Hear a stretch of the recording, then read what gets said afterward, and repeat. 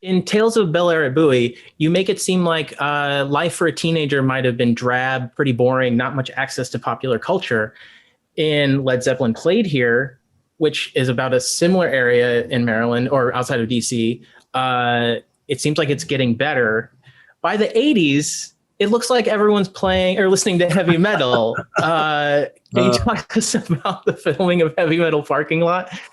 Well, I will say this, that everybody, yes, you're right. There was certainly a lot more things to do. And in this case, go to concerts, go to rock concerts.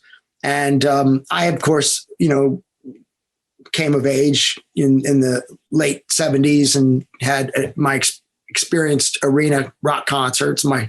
But that was, and that was the thing. I mean, that's what young people did. I mean, people were doing that earlier than I was. But I was at 16. I mean, I'm the oldest in my family. I didn't have any older brothers or sisters to take me to my first concert. So I had to beg these girls in my homeroom class to take me to a concert because they were regular concert goers. And Debbie and Kathy took me to see Bad Company at the Capitol Center, which is that was in 1977. And that was the arena that 9 years later, is that right? Yeah. 9 years later in 86, we shot Heavy Metal Parking Lot. So that was really the dominant arena for concert going in this region. It was built in 1973.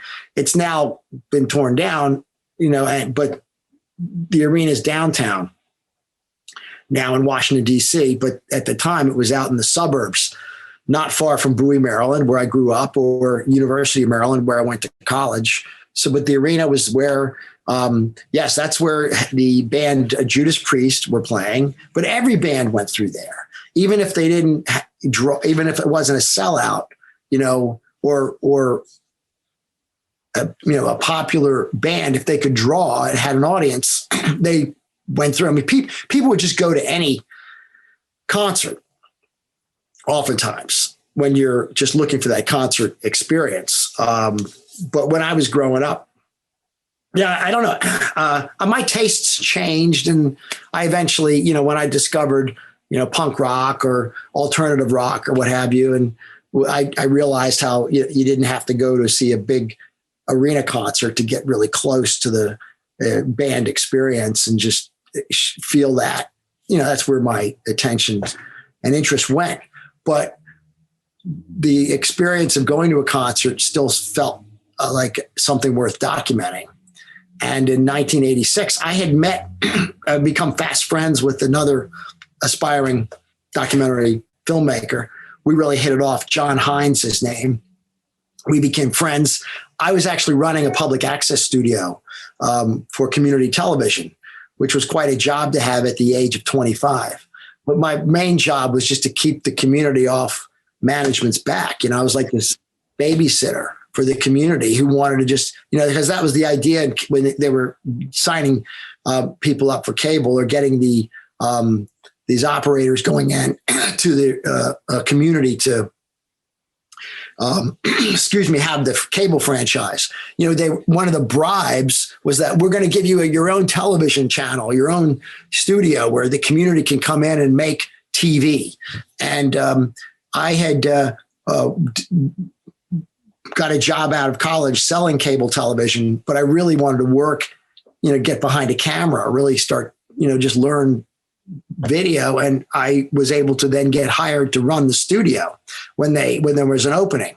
But it was really just keep the people, just placate the community. So you could imagine I was teaching people and getting all sorts of just not, I wish it was cooler. It was not. There were some cool people that came through and did some interesting stuff, but a lot of it was just like, people, doing a community event or a community softball game or, a town hall meeting. But I had access to cameras. That was the cool thing, is even though I was, doing this other stuff that was a little bland and boring, I still had cameras at my disposal. And John Hine we had done some I had actually made a documentary about the old movie theaters of Washington, D.C. That was like my first ambitious project, as I was kind of cutting my teeth. And John coincidentally had made one as well. We met, hit it off. And then really not long after that, it was John's idea. Hey, what about, let's go maybe do something at the parking lot, interview heavy metal fans. I was like, great. So he had the idea. I had the camera equipment. And, we just drove to the arena, paid our way like any concert goer, and then got out these really big, clunky 3/4 inch cameras, U-matic, the deck's separate, the camera's separate, the microphone's separate. You've seen pictures of these things. And it was done on this 3/4 inch tape, a big format tape, 20 minutes of tape. I think we even use surplus tape. I mean, for something that is so,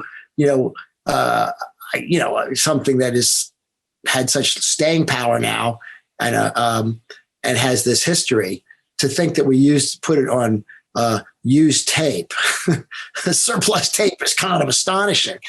I would never do. You don't do that now, but back then we did it. So, but yeah, it was just we walked around this. We spent 2 hours in the parking lot. That's it. We didn't go to the concert. We weren't interested in seeing the concert.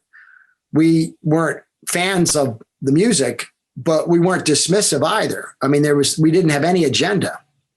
We were curious about what it was like. We grew up going to concerts. We knew what partying is like at a concert. We had, but that whole metal crowd just seemed very colorful, and the potential for good material.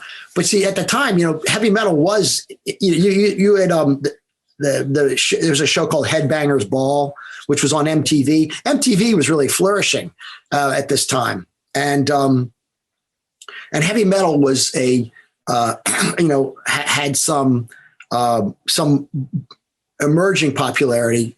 I'd say what was more popular was what was called hair metal, but metal in general had an audience, but it was not music you would hear on the radio necessarily. There weren't any hits in it, but it did have its audience and it was building. But with John's idea to do it, and I had the camera, and we just picked a Saturday night because that was a good night. And it was, well, first of all, it could have been any night, but it happened to be Saturday, but it happened to be Judas Priest. That's what was very, very fortunate for us, because we just, looked on the calendar and saw what was happening. And it was a Judas Priest concert on a Saturday night, May 31st, 1986. So all the stars kind of lined up for us.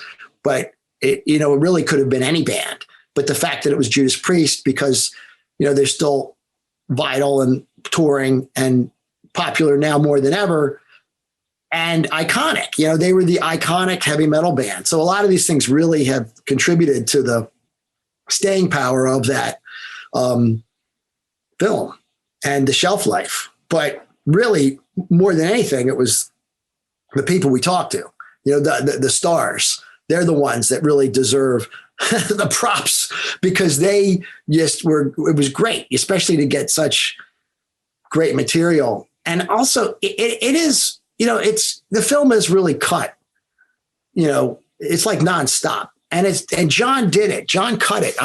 He's credited as the director on the credits, which is fine because he did edit it, and he's the one who. But it's really a tandem production. John and I both making that, and still kind of joined at the hip for Parking Lot, and all the sequels and everything else that has been Parking Lot. It's been John Hine and myself, but it was a real, just a lot of luck, lightning in a bottle, I guess, just getting everything lining up for that one, moment.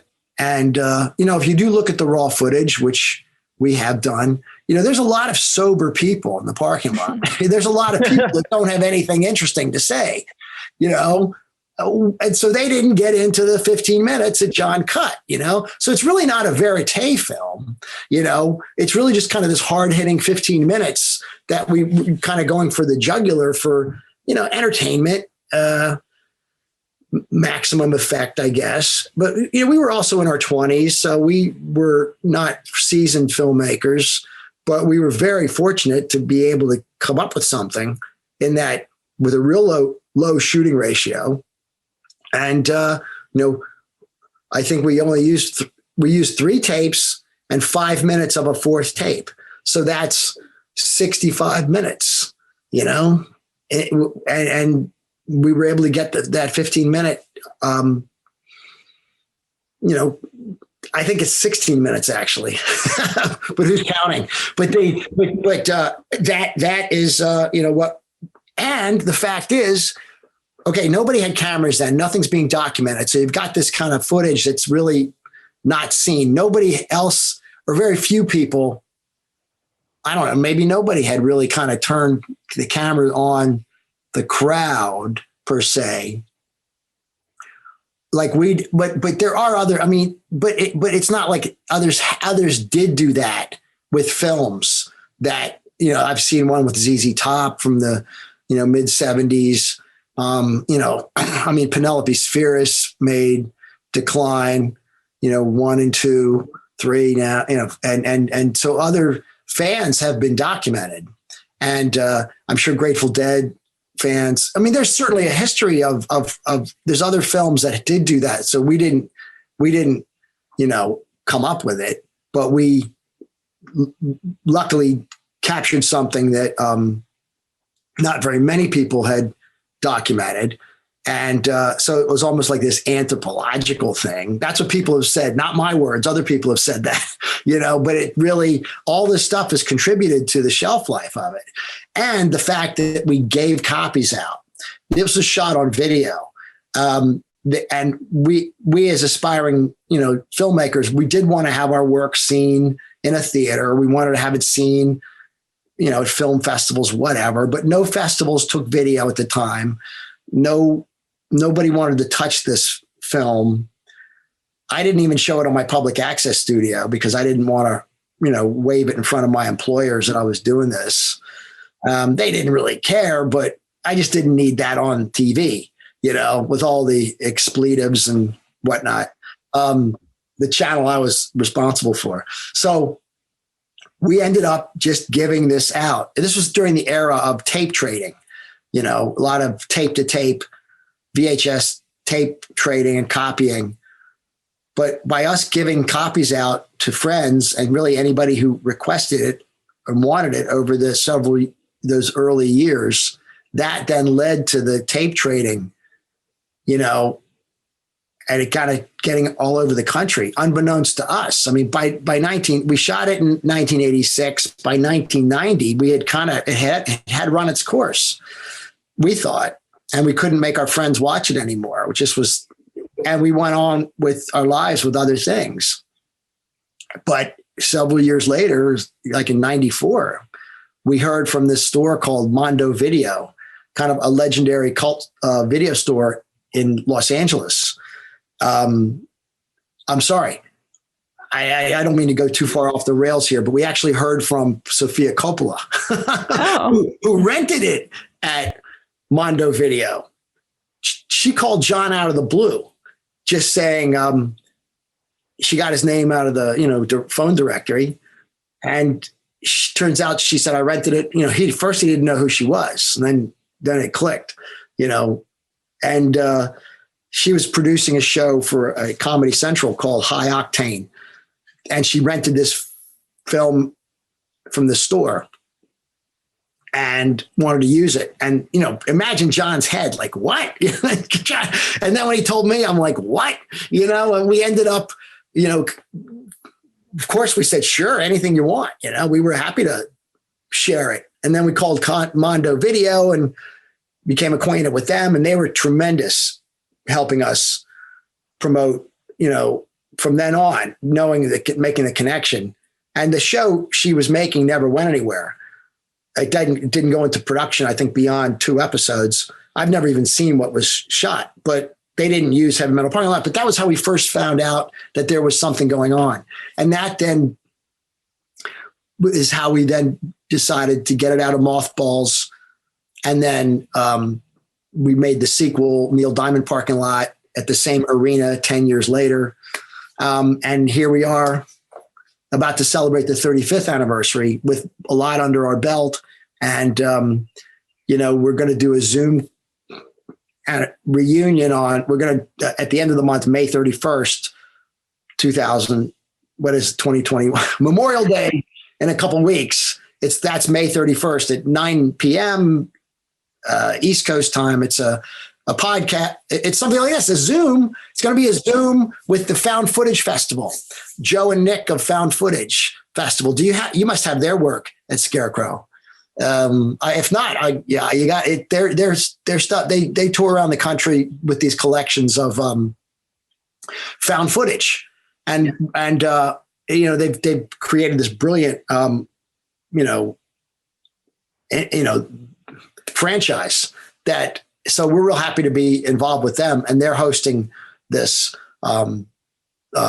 reunion and 35th anniversary celebration on Zoom, like this.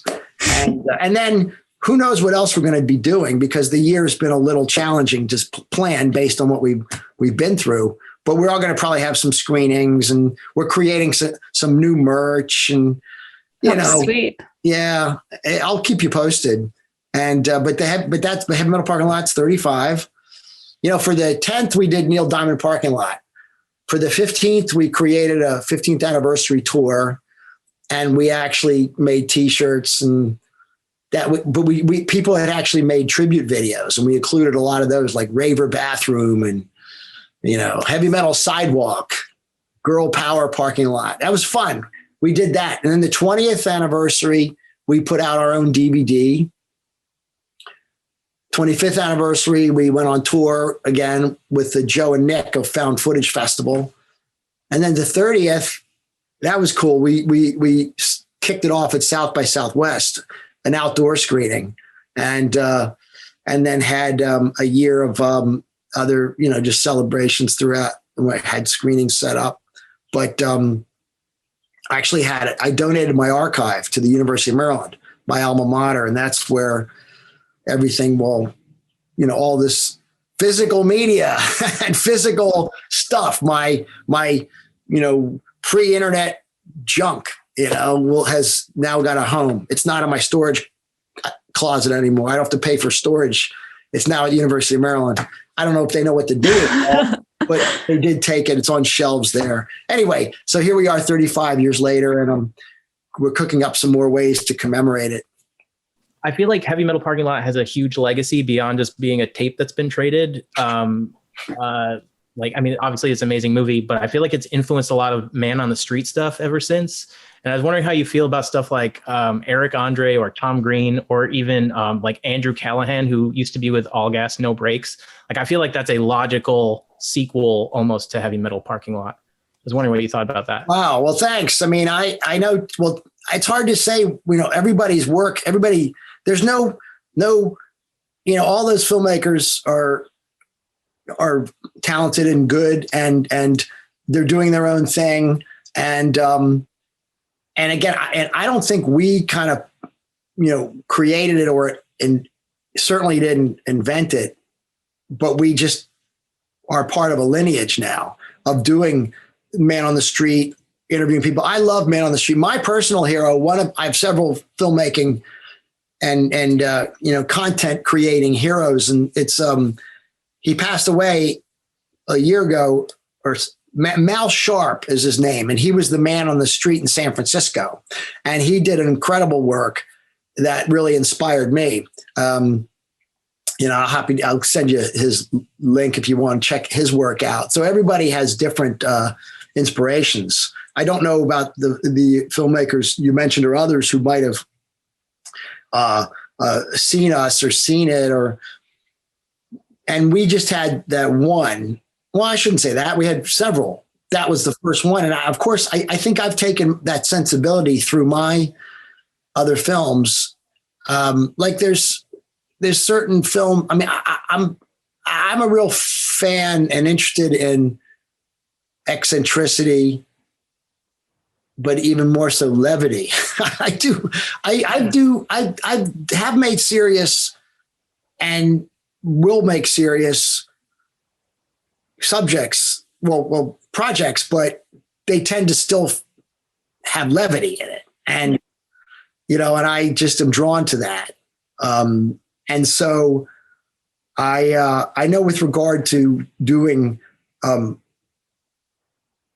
up close interviewing man on the street, if you will, I just have developed a style that works for me, and the camera's like somewhat unobtrusive. It's small. It's not a big old clunky thing. And now I don't even, they're so small now. It's like you can just, but I still, I guess have a certain style that appeals to me that I will keep, reverting back to.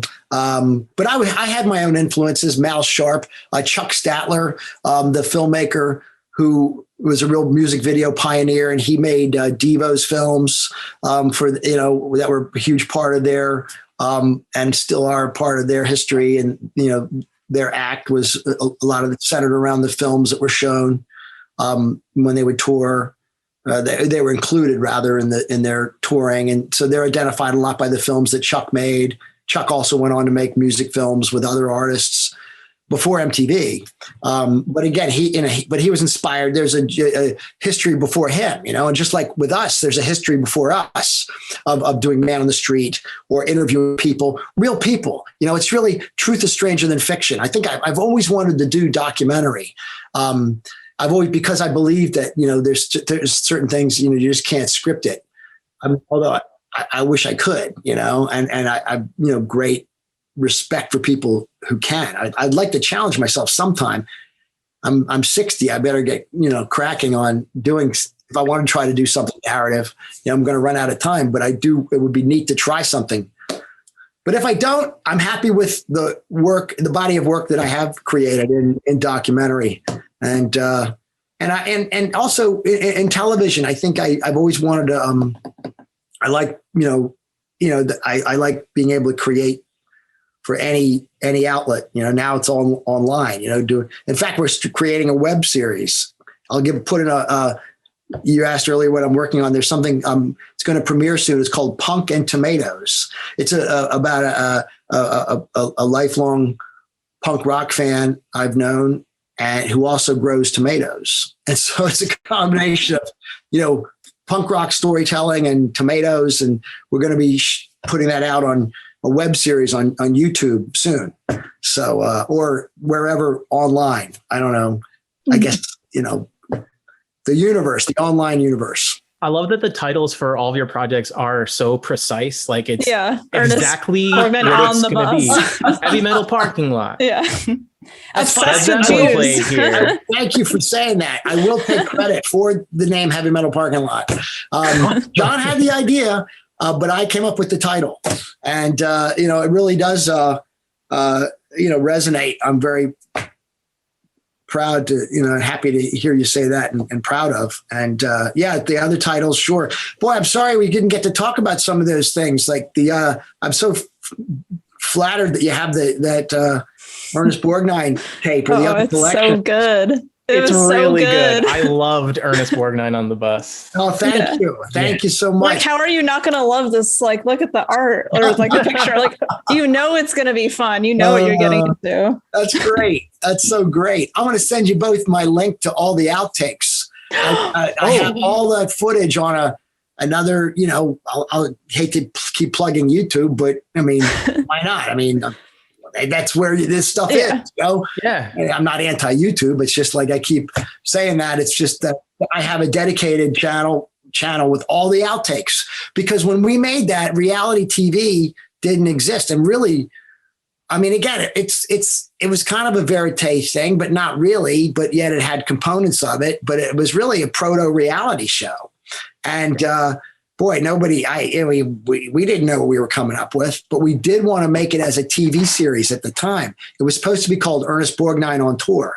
And it was definitely, the idea was to make a television series. And he was game for it, but he also was getting rediscovered by Hollywood. So he had to go back. We only spent a week with him on the road, enough to get footage to sell the idea of this series. But the series never took off. So we had enough for Ernest Borgnine on the Bus. And that's how that, we got a video deal, a home video deal. That's never been put out on DVD. It's always been just on VHS, Good Times Home Video. And then, the other stuff, a lot of the other things, I made a lot of shorts because they're easier than making a feature. But when I was traveling to the underground film festival circuit, that's where I kind of really cut my teeth, getting out of where I was from in, the Maryland Washington, D.C. area, which is where I was doing my work. But I wanted to be seen. And again, this is before internet video and before the internet, as we know it today. I was just coming into, some public consciousness. But the alternative film festivals, like the New York Underground Film Festival, Chicago Underground Film Festival, Baltimore, every market seemed to have a venue, a micro cinema, or a venue for having screenings that were alternative. And this is where I spent several years showing my work between like 97 and maybe 2003, which is why I was out in Seattle at the, Northwest Film Forum. And now, that's still happening, but I don't travel as much, or at all anymore to screen the work.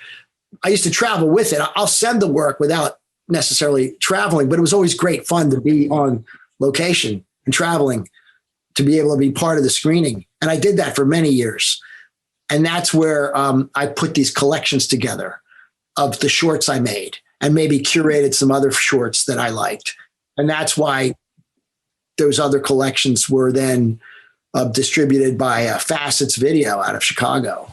They were distributing to video stores such as Scarecrow and other independent stores all over the country. So that was really a wonderful way to, chance for me and my work, especially all these shorts that I did that I collected into these packages. But the Ernest Borgnine, that was probably my most ambitious at the time undertaking. That really did kind of, raise the bar for me and was a real game changer because we're working with this Hollywood star and I had to get a crew to travel with me. We had to, fly to Milwaukee and go on the road and rent a Winnebago, which none of us knew how to drive. I had to get my brother out. I didn't even have a driver. I mean, I was totally flying by the seat of my pants. My brother was fortunately, for me, maybe not for him, but no, he loved it. But he was between jobs, and I got him he was driving me to the airport on Friday, and I say, Mike, would you consider coming out in 2 days to Milwaukee to drive this Winnebago, this RV that I have to rent to follow Ernest Borgnine's bus as he's driving? And because Ernest Borgnine wasn't going to let us, the film crew, stay on the bus with him. So it was just we were just making this thing up as we went, and just luckily got enough footage to, cut together that. So that's another one. It's fun to talk about it because a lot of this stuff, you don't forget about it. You just don't talk about it much. And they all have a history. All these projects and have some history. They don't happen in a vacuum. There's something that, makes them, congeal. I have a question about one more project. Please. Yes. Obsessed with Jews. What, how did you find that man? That one, it stuck with me. I watched it a week ago and I think about it every day. It was so funny. I've watched it twice now. Really? Yeah. Oh, I made a sequel. Nobody wanted to see the sequel, but I'll send you that. Now, I put that here. This is a trifecta. YouTube. I mentioned YouTube again. I put that on YouTube of all of the not the outtakes, but Neil wanted to make us that Obsessed with Jews is 8 minutes long. And Neil was so pleased he wanted to make a sequel. Let's make a 2-hour version. I got 2 hours. Nobody wanted to see a 2-hour film of that, but I broke it up into shorts that I'll send. Yeah, I'll be checking that out. Yeah, but he's a character. So Neil's great though, because Neil was somebody who, believe it or not, I knew somebody who went to college with him. He went to University of Maryland too. So I guess we both went to Maryland. We didn't know each other in college, but one of my good friends was a dorm mate and kind of said, you got to, just, I don't know, somehow Neil used to write in the local Jewish newspaper. He would, his thing was Jewish athletes. So he would write who was Jewish, who was, and I'm like, it was interesting to me. But what happened was the Washington Post actually wrote an article about him. And the lead sentence was the first line, the first sentence, which was the first paragraph of this article, was Neil Keller is obsessed with Jews. And that of course leapt into my head. So that's where I got it from. But what happened was I had just bought a camera. I guess it was my first digital video camera, the Canon XL1. This was like in 1998. And I went and Neil just happened to be, the article had come out. I knew people who knew him. I was like, let me go do this. And that's how I wound up going to do that video. It's because I bought the camera. I wanted to do something short and quick. And again, Neil was just somebody who will just give you a lot to, talk to. He loves, the collection. He was very willing to share it and talk and give me just without prompting. And that's what I think is great. A lot of times, you might have that with your work you're doing with the podcast. I've already gone over my allotted time, so I apologize, but I'd like to talk and I will just keep talking. Maybe some people don't talk a lot. So it's great when you have characters or people who will kind of share. Let's talk. Yeah, I will say, I'm watching all your stuff and thinking the way Jeff interacts behind the camera is a lot different than how people do nowadays. Cause you just come from a position of being curious, and now talking to you, I understand it. Cause you're very, very easy to talk to. So I totally understand why people are just like, yeah, I'm opening up. Here's all this info about me. It totally checks out. Well, thank you. Thank you. I definitely, I will, I hate to say I like to hear the sound of my own voice. I mean, it's not really that. It's just that I will just talk a blue stream. I'll just endlessly, especially, if I have a chance to talk about my work, but I will sometimes just go off the rails and just keep, tangents will just take on other tangents. I mean, this is how my brain works, I guess. This is why you go online. I mean, Facebook's the worst, you go on that and I don't even remember what I went on there to originally do or read, where it's online or things like that. And I think I said that earlier, in this day and age, things are just coming at you so fast. My brain doesn't work like that. My brain is an analog brain, which is why I like physical media, analog physical media, which is, still an important thing I understand why, I think I understand rather why there's a emerging collecting culture for VHS, because, it's physical. It also looks cool on the shelf, and, I mean, I don't think I'm personally not drawn to VHS, but I'm not anti-VHS either. I lived through VHS. I know what it was like.